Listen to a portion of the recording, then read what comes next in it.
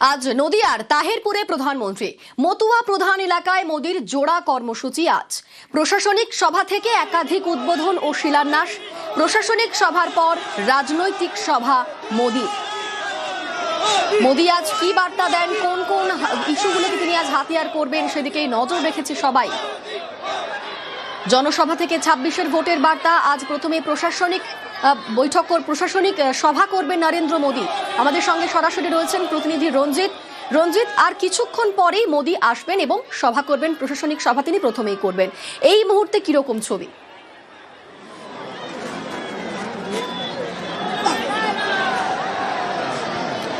তবে একেবারে এই মুহূর্তে প্রস্তুতি একেবারে শেষ লগ্ন বলা যেতে পারে। আর কিছুক্ষণের মধ্যেই প্রধানমন্ত্রী নরেন্দ্র মোদীর যে হেলিকপ্টার এখানে এসে পৌঁছবে। তো এখান থেকেই তিনি যেখানে হেলিপ্যাড করা হয়েছে, হেলিপ্যাড এই গ্রাউন্ড থেকে যে সভাস্থল রয়েছে বেশ কিছুটা দূরে রয়েছে, প্রায় 1 কিলোমিটার দূরে রয়েছে, সেখানে তিনি যাবেন। এবং রাস্তার দুপাশে এই মুহূর্তে অগণতিক কর্মী সমর্থকের পাশাপাশি বহু মানুষ তারা অপেক্ষা করছে শুধুমাত্র প্রধানমন্ত্রীর কাছ থেকে দেখার জন্য। আজ তার জোড়া কর্মসূচি রয়েছে এখানে। প্রথমে তিনি যে নেতাজি পার্ক রয়েছে তাহেরপুরে, যেই মাঠে তার সভা, সেই পাশেই তিনি সরকারি একটি কর্মসূচি রয়েছে। এখান থেকে তিনি একাধিক প্রকল্পের আনুষ্ঠানিক শিলান্যাস এবং উদ্বোধন করবেন। পাশাপাশি তারপরেই যে কর্মসূচি রয়েছে যে দলীয় কর্মসূচি, সেখানে তিনি জনসভা করবেন।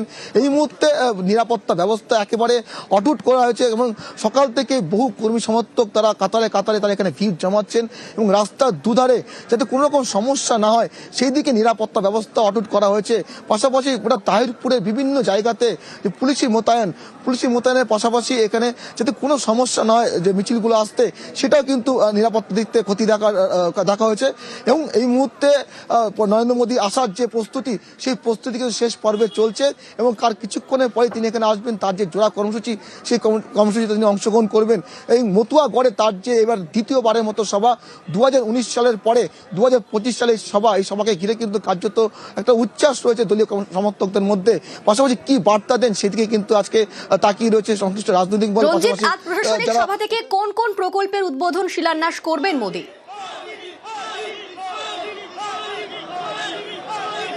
দেখো, একাধিক প্রকল্পের শিলান্যাস করতে পারেন। পাশাপাশি যে জাতীয় সড়ক, 52 নম্বর জাতীয় সড়কের পাশাপাশি একাধিক প্রকল্প রয়েছে, যে প্রকল্পগুলো তিনি উদ্বোধন করবেন এবং নতুন কিছু প্রকল্পের এখান থেকে শিলান্যাস করবেন।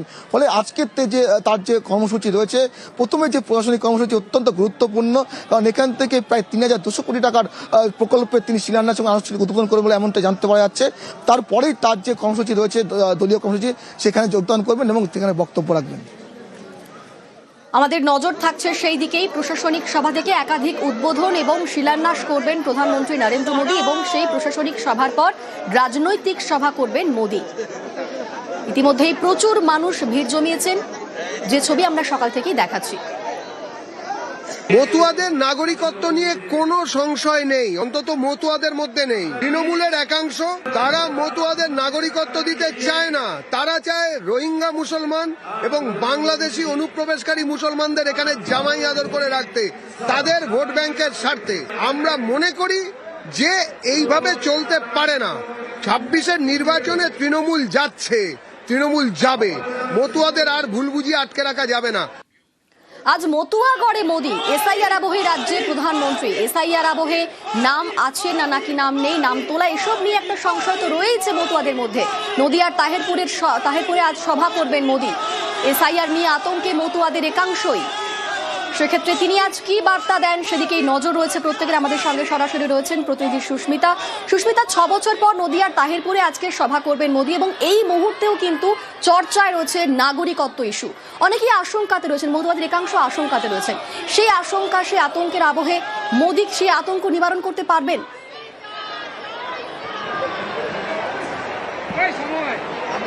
দেখো, সেটাই এই মুহূর্তে সবচেয়ে বড় প্রশ্ন এবং অবশ্যই রাজনৈতিক মহলও সেই বার্তার দিকে তাকিয়ে রয়েছেন। মতুয়াদের মধ্যে এসআইআর আবহে সিএ এবং নাগরিকত্ব নিয়ে, ভোটাধিকার নিয়ে যে দোলাচল তৈরি হচ্ছে, যে আশঙ্কা তৈরি হচ্ছে, সেই আশঙ্কা প্রধানমন্ত্রী আজ কাটাতে পারেন কিনা তার বার্তার মধ্যে দিয়ে। এই মুহূর্তে প্রধানমন্ত্রী নরেন্দ্র মোদীর তাহেরপুরের যে সভামঞ্চ, সেই সভামঞ্চের দিকে নজর রাখছে আমরা। পরিবর্তন সংকল্প সভা তাহেরপুর নেতাজি পার্ক এবং সেখানে উপস্থিত হয়েছেন কেন্দ্রীয় প্রতিমন্ত্রী সুকান্ত মজুমদার এবং অন্যান্য যারা বিজেপির রাজ্য নেতৃত্ব রয়েছেন, এবং অবশ্যই কৃষ্ণনগর কেন্দ্র থেকে গত লোকসভা নির্বাচনে বিজেপির প্রতিদ্বন্দ্বিতা করা বিজেপির প্রার্থী তিনিও উপস্থিত রয়েছেন। এবং উল্লেখযোগ্য বিষয়, আজকের এই সভা মঞ্চ থেকে প্রধানমন্ত্রী নরেন্দ্র মোদী কি বার্তা দেন, সুকান্ত মজুমদার শেষ মুহূর্তের প্রস্তুতি খতিয়ে দেখছেন। এবং তার পাশাপাশি আজকে তাহিরপুর কেন গুরুত্বপূর্ণ, রাজনৈতিকভাবে অবশ্যই তার গুরুত্ব রয়েছে, তার কারণ তাহিরপুর পুরসভা একমাত্র পুরসভা যেটি গত 16 বছর ধরে সিপিআইএম এর দখলে রয়েছে। তাহিরপুর পুরসভা থেকে একেবারে ঢিলছোড়া দূরত্বে আজকের সভা মঞ্চ, এবং একদিকে যেমন বারংবার বিজেপির তরফ থেকে এবং বিজেপি আমাদের সঙ্গে তুমি থাকো সুস্মিতা। এই মুহূর্তে কলকাতা বিমানবন্দরে প্রধানমন্ত্রী নরেন্দ্র মোদীর যে ছবি আমরা দেখাচ্ছি, কলকাতা বিমানবন্দরে এই মুহূর্তে যে আপডেট পাওয়া যাচ্ছে, কলকাতা বিমানবন্দরের নরেন্দ্র মোদী, নদিয়ার তাহিরপুরে মোদীর জোড়া সভা। এই মুহূর্তে কলকাতা বিমানবন্দরে মোদী, আমাদের সঙ্গে অনুপ রয়েছে। অনুপ, প্রধানমন্ত্রী নরেন্দ্র মোদীর যে বায়ুসেনার বিশেষ বিমান, সেই বিমান কিন্তু ইতিমধ্যেই কলকাতা বিমানবন্দরে অবতরণ করলো এবং 10:33 নাগাদ এই বিমান ইতিমধ্যেই কলকাতা বিমানবন্দরে অবতরণ করে।